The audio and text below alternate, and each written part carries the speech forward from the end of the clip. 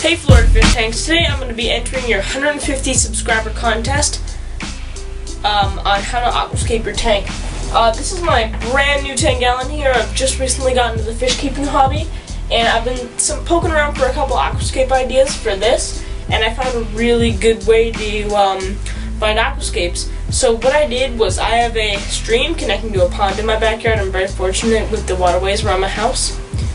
And so I went back there, and what place better to look for natural aquascapes than in nature? So I'm going to take you out back, and I'm going to show you a couple of things that you could base your aquascape off of. So right here, this would be an example of a natural aquascape in nature. Right here we have some Alodia, which actually grows right in my backyard, so that's pretty cool if I ever want to set up a cold water tank. And you actually have a few springs of jungle val as well.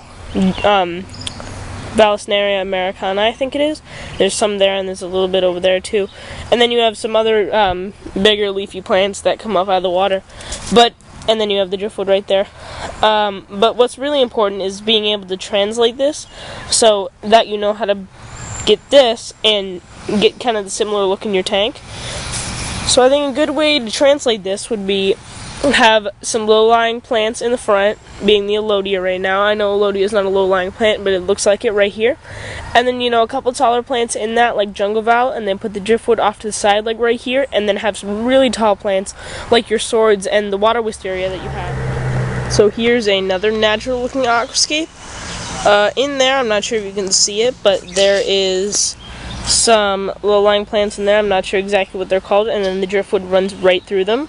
And then there's a big U of plants all the way around. Another, again, you have to be able to translate this.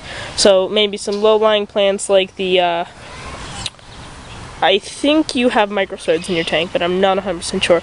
So you could have the microswords in there, and you could let them grow so they get up there and cover the driftwood and just have like a few pieces of it sticking up.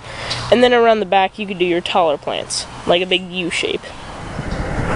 Again, when doing these aquascapes, your wood doesn't always have to be the focal point, and you can incorporate things that are above the water in nature and put them below the water.